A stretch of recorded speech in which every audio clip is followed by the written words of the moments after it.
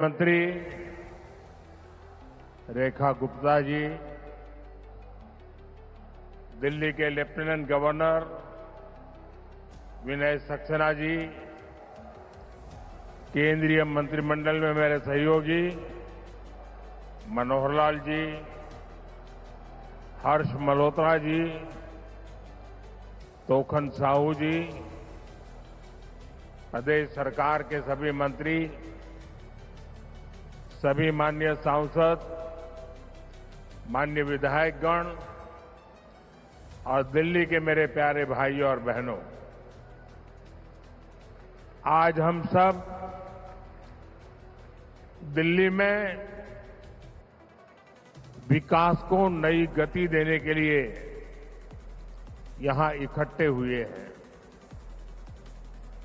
कुछ देर पहले ही यहां 33,500 करोड़ रुपए के प्रोजेक्ट का शिलान्यास और लोकार्पण हुआ।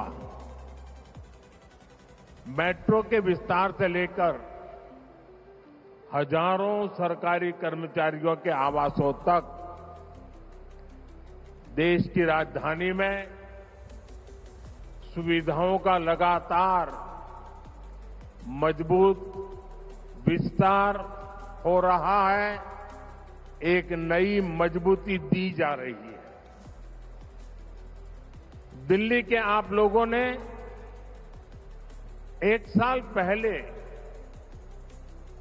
जिस नई उम्मीद और नए संकल्प के साथ यहां भाजपा की डबल इंजन सरकार बनाई थी, उसका परिणाम आज यहां विकास कार्यों में दिख रहा है। मैं दिल्ली के सभी नागरिकों को इस विकास की अविरत धारा के लिए बहुत बहुत बधाई देता हूं। साथियों, आज का यह कार्यक्रम एक और वजह से भी बहुत विशेष है। आज अंतर्राष्ट्रीय महिला दिवस है। आज भारत महिला सशक्तिकरण की नई गाथा लिख रहा है। यहां रेखा गुप्ता जी के सफल नेतृत्व में राजधानी का विकास हो रहा है। राजनीति, प्रशासन, विज्ञान, खेल या समाज सेवा का क्षेत्र, भारत की नारी शक्ति हर क्षेत्र में एक नई ऊर्जा से आगे बढ़ रही है।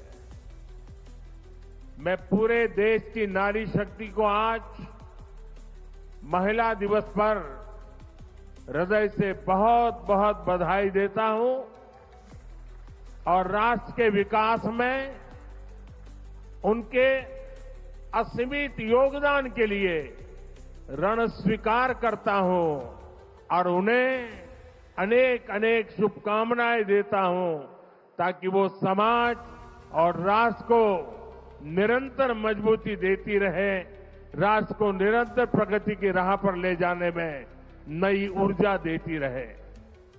साथियों, दुनिया का कोई भी व्यक्ति जब भारत जैसे विशाल लोकतंत्र के बारे में सोचता है तो अक्सर उसके मन में दिल्ली की तस्वीर आती है। दिल्ली केवल भारत की राजधानी नहीं है, ये भारत की पहचान भी है, भारत की ऊर्जा का प्रतीक भी है। इसलिए दिल्ली का विकास केवल एक शहर का विकास नहीं होता, यह पूरे देश की छवि से जुड़ा होता है। दिल्ली जितनी आधुनिक होगी, दिल्ली जितनी सुविधाजनक होगी, दिल्ली की कनेक्टिविटी जितनी बेहतर होगी, भारत का आत्मविश्वास दुनिया के सामने उतनी ही मजबूती से दिखाई देगा। और इसलिए मुझे खुशी है कि आज हमारी दिल्ली सुविधाओं और इंफ्रास्ट्रक्चर के मामले में तेजी से आगे बढ़ रही है। एक समय था जब दिल्ली में खराब व्यवस्थाओं की ही चर्चा होती थी।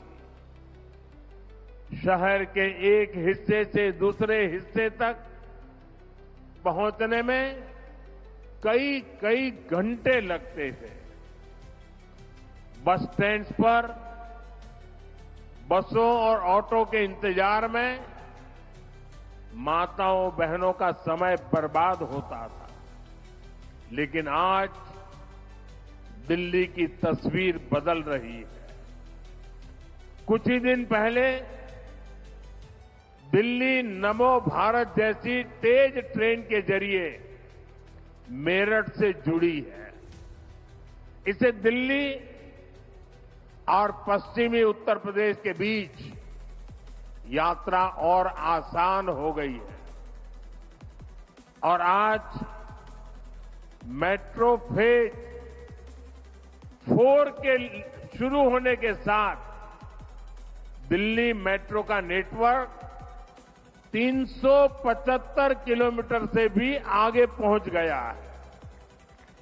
दुनिया के बड़े बड़े शहरों में भी मेट्रो का इतना बड़ा नेटवर्क नहीं है। साथियों, आज जो मेट्रो का नया सेक्शन शुरू हुआ है, उससे राजधानी के लाखों लोगों को बहुत बड़ी सुविधा मिलने वाली है। खासतौर पर पूर्वी और उत्तर पूर्वी दिल्ली के लोगों के लिए अब रोज का सफर पहले से कहीं ज्यादा आसान होगा। इन सबके साथ ही गाजियाबाद, नोएडा, फरीदाबाद और गुरुग्राम जैसे एनसीआर के शहरों से दिल्ली के अलग अलग हिस्सों में आना जाना और भी आसान हो जाएगा। साथियों, आज का ये कार्यक्रम इस बात का भी प्रमाण है कि 1 वर्ष पहले दिल्ली ने जिस आपदा से मुक्ति पाई वो कितनी जरूरी थी। अगर यहां पर आपदा सरकार न होती तो ये मेट्रो फेज 4 प्रोजेक्ट बहुत पहले ही पूरा हो चुका होता। लेकिन आपदा वालों ने अपने राजनीतिक स्वार्थ के लिए दिल्ली के लाखों लोगों की सुविधा को ताक पर रख दिया था। अब यहां भाजपा सरकार बनने के बाद दिल्ली के चौतरफा विकास में बहुत तेजी आई है। साथियों, डबल इंजन की सरकार में दिल्ली की हर ट्रांसपोर्ट फैसिलिटी का अपग्रेडेशन हो रहा है। दिल्ली में हर दिन लाखों लोग बसों से सफर करते हैं। इसलिए हमारी कोशिश है कि दिल्ली के लोगों को साफ, आरामदायक और आधुनिक बस सेवा मिले। केंद्र सरकार द्वारा दी गई 4000 से अधिक इलेक्ट्रिक बसें आज दिल्ली के लोगों की सेवा कर रही है। और बीते केवल 1 साल में ही लगभग 1800 नई बसों को दिल्ली की सड़कों पर उतारा गया है। इनमें सैकड़ों देवी बसें भी शामिल है, जो दिल्ली की कॉलोनियां और मोहल्लों को आपस में जोड़ रही है। साथियों, करीब 10 वर्षों तक यहां जो आपदा सरकार थी उसने विकास का हर काम ठप रखा था। अब दिल्ली से जुड़ी विभिन्न चुनौतियों के समाधान के लिए हमारी सरकार मिशन मोड पर काम कर रही है। पेरिफेरल एक्सप्रेसवे बनने से लाखों गाड़ियों को दिल्ली में दाखिल होने की आवश्यकता नहीं पड़ती। भाजपा सरकार यमुना जी की साफ सफाई के लिए भी बहुत बड़े लेवल पर काम कर रही है। इसके लिए करोड़ों रुपए के प्रोजेक्ट पर काम शुरू किया गया है। साथियों, दिल्ली में पहले जो आपदा सरकार थी उसे यहां के गरीब, मध्यम वर्ग, किसी की परेशानी से कोई फर्क नहीं पड़ता था। आपदा सरकार ने हेल्थ सेक्टर का भी बुरा हाल कर रखा था। हम आपदा सरकार को चिट्ठियां लिखते थे, भारत सरकार चिट्ठियां लिखती थी और कहते रहे कि आयुष्मान स्कीम लागू करो, लेकिन आपदा वालों ने कभी गरीबों की परवाह नहीं की। मुझे खुशी है कि यहां रेखा जी के नेतृत्व में भाजपा सरकार निरंतर स्थितियों को बदलने में जुटी है। बीते एक वर्ष में ही अनेक आयुष्मान आरोग्य मंदिर यहां स्थापित किए गए हैं। इससे गरीब और मिडिल क्लास को बहुत फायदा मिल रहा है। अब दिल्ली में आयुष्मान स्कीम भी लागू है। दिल्ली के लोगों को मुफ्त इलाज भी मिल रहा है। फर्क साफ है, आपदा वालों का तरीका था काम कम, बहाने ज्यादा। आज दिल्ली में विकास का मॉडल है बहाने बंद, काम शुरू। पहले प्रोजेक्ट फाइलों में दम तोड़ते थे, आज प्रोजेक्ट जमीन पर उतरते हैं। साथियों, आज यहां आने से पहले मैं सरोजिनी नगर गया था। वहां मुझे नए बने सरकारी आवासों को देखने का अवसर मिला। ये आवास उन सरकारी कर्मचारियों के लिए बनाए गए हैं जो राष्ट्र के हर संकल्प को पूरा करने में दिन रात परिश्रम करते हैं। ये जरूरी है कि उन्हें रहने के लिए सुरक्षित, साफ सुथरे और सुविधाजनक आवास मिले, और इसलिए नई और आधुनिक इमारतें बनाई जा रही है। आज ऐसे हजारों नए फ्लैट लाभार्थियों को सौंपे गए हैं।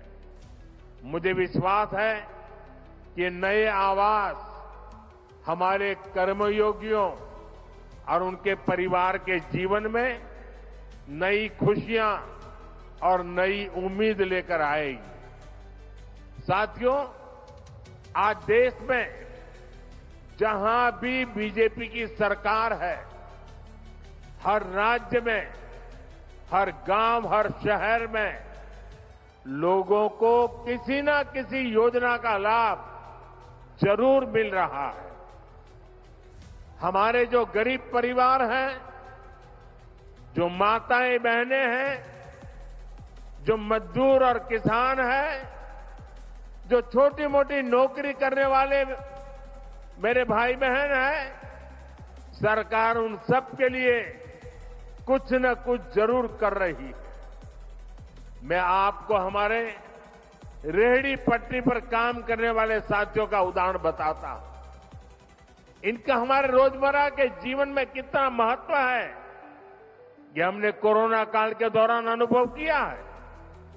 ये वो लोग हैं जिन्हें एक जमाने में अपनी रेहड़ी तक किराए पर लेनी पड़ती। छोटा कारोबार करने के लिए 1000-2000 रुपये तक भी उन्हें किसी दूसरे से ऊंचे ब्याज पर लेना पड़ता था।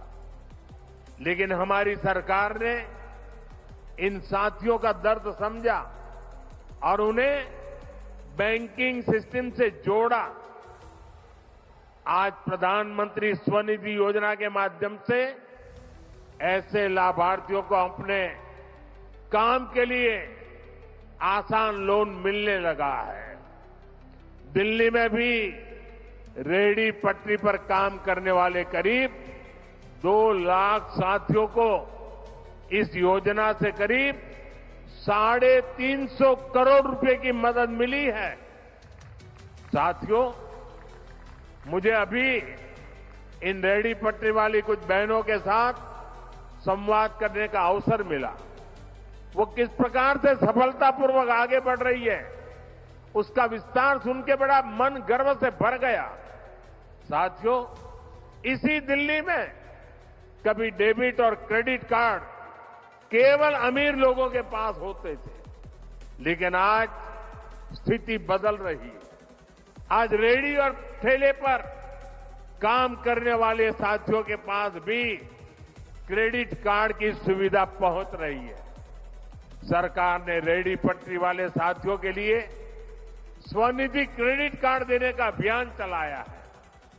अब उनकी जेब में ही क्रेडिट कार्ड होगा, जिससे वो अपनी जरूरत के अनुसार उपयोग कर पाएंगे। अब से कुछ देर पहले यहां मंच पर मुझे कुछ बहनों को ये स्वनिधि क्रेडिट कार्ड देने का अवसर मिला है। ये स्वनिधि क्रेडिट कार्ड गरीब के स्वाभिमान का नया माध्यम बन रहा है। साथियों, आज अंतर्राष्ट्रीय महिला दिवस के अवसर पर मैं देश की अपनी करोड़ों बहनों के साथ एक और खुशी साझा करना चाहता हूं। कुछ साल पहले हमने संकल्प लिया था कि हम देश में 3 करोड़ बहनों को लखपति दीदी बनाएंगे। बहुत लोगों ने मेरी मजाक उड़ाई कि देश के गांव में गरीब महिला लखपति दीदी बने, ये मोदी चुनाव जीतने के लिए नई नई बातें बताता रहता है। बहुत भला बुरा कहा गया था, बहुत मजाक उड़ाई गई थी, भांति भांति के सोशल मीडिया पर खेल चल रहे थे। लेकिन आज अंतर्राष्ट्रीय महिला दिवस पर बड़े गर्व के साथ कहता हूं कि मेरी माताओं बहनों में कितना सामर्थ्य है। अगर उनको अवसर दिया जाए तो वो कैसे कैसे नई नई सिद्धियां हासिल कर सकती हैं। मुझे आज खुशी के साथ कहना है कि देश ने 3 करोड़ महिलाओं को लखपति दीदी बनाने का जो संकल्प किया था वो पूरा हो चुका है। 3 करोड़ से अधिक बहनें अब लखपति दीदी बन चुकी है।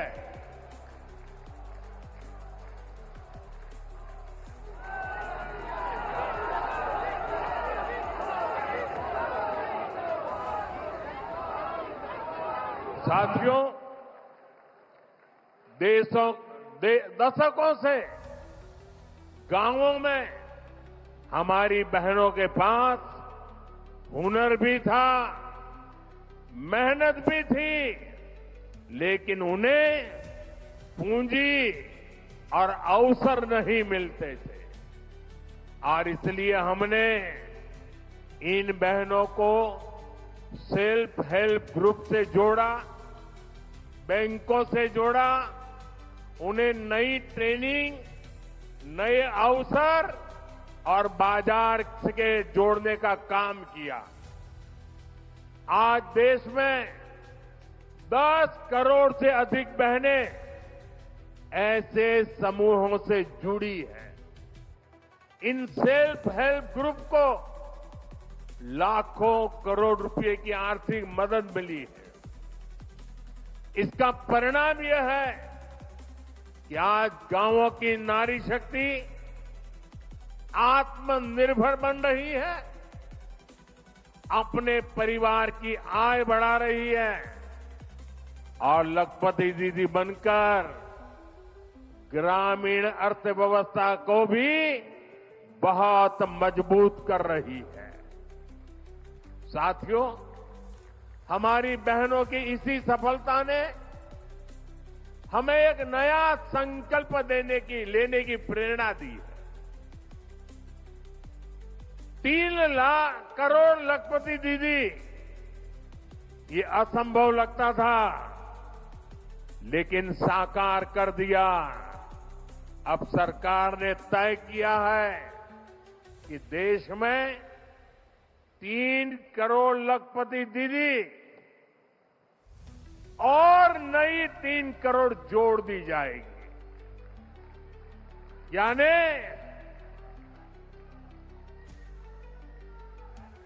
3 करोड़ लखपति दीदी बन चुकी।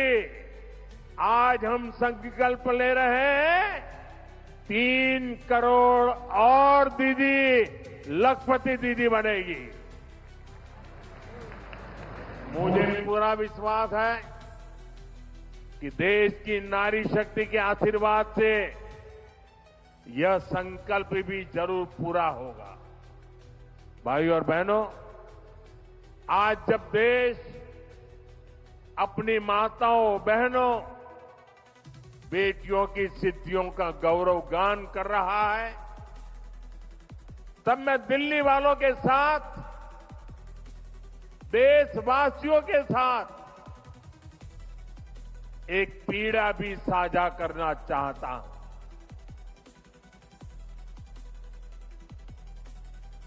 ये पीड़ा है, ये दुख है, दिल को गहरी चोट लगी है, जो मैं आज देशवासियों के सामने, दिल्ली वासियों के सामने मैं व्यक्त करना चाहता हूं। आज देश अंतर्राष्ट्रीय महिला दिवस मना रहा है और कल पश्चिम बंगाल में टीएमसी सरकार ने देश की राष्ट्रपति आदरणीय द्रौपदी मुर्मू जी का घोर अपमान किया है।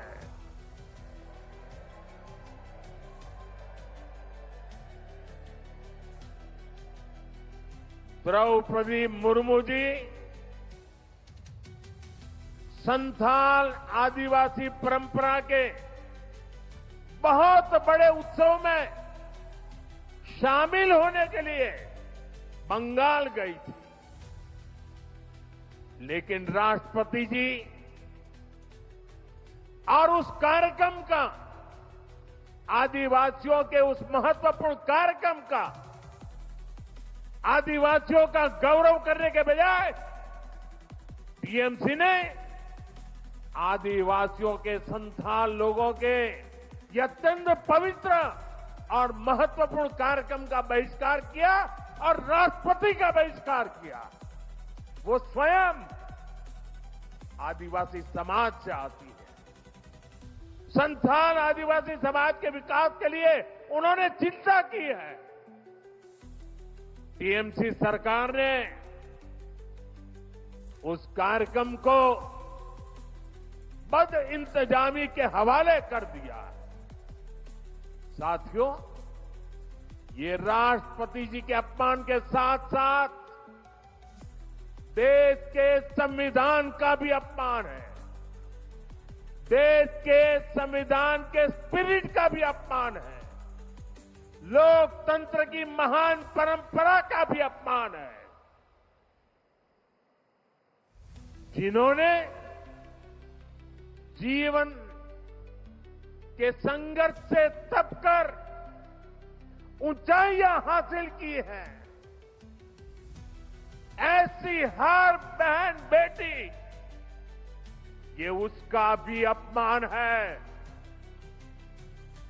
साथियों, हमारे यहां कहा गया है, अहंकारे हतः पुष्टः समूलम च विनश्यति। यानी अहंकार में चूर व्यक्ति कितना भी शक्तिशाली क्यों न हो, अंततः नष्ट हो जाता है। मैं आज देश की राजधानी से आप सभी के बीच ये आह्वान कर रहा हूं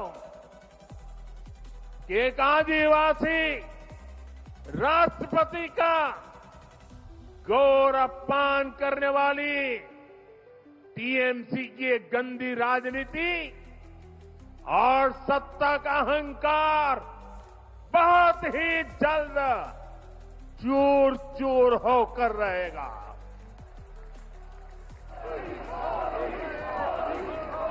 पश्चिम बंगाल की प्रबुद्ध जनता टीएमसी को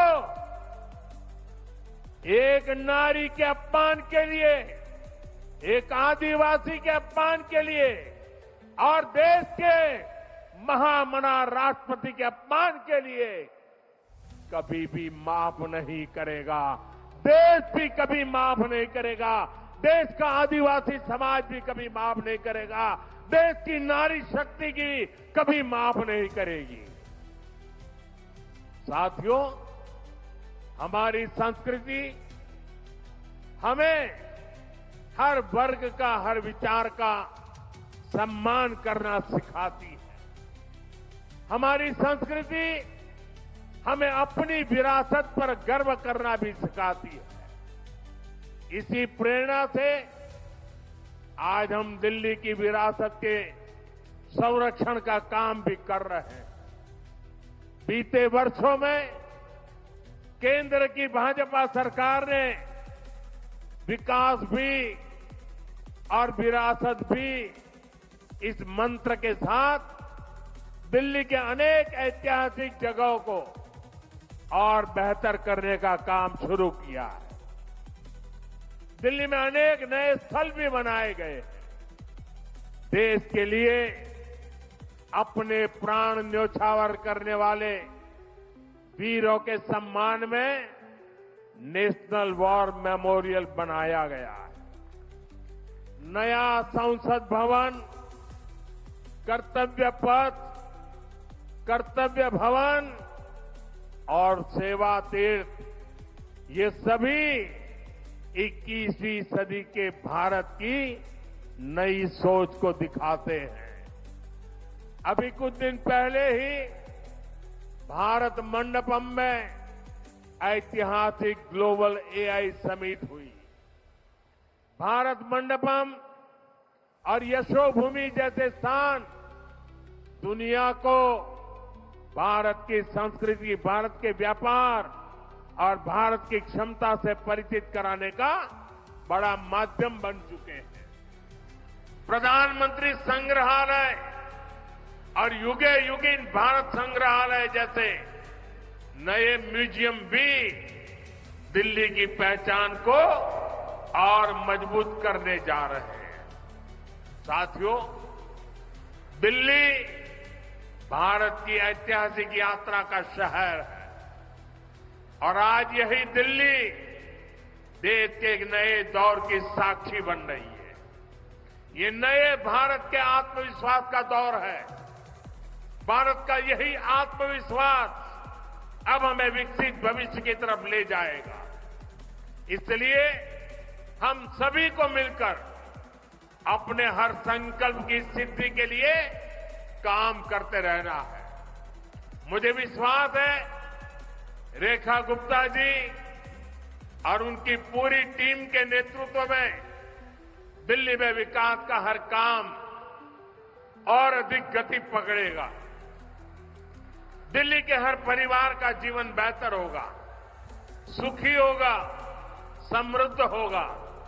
इसी सद्भाव के साथ एक बार फिर सभी विकास कार्यों के लिए मैं आप सबको बहुत बहुत बधाई देता हूं, बहुत बहुत शुभकामनाएं देता हूं। मेरे साथ बोलिए भारत माता की, भारत माता की। वंदे वंदे वंदे वंदे वंदे वंदे वंदे वंदे वंदे। बहुत बहुत धन्यवाद।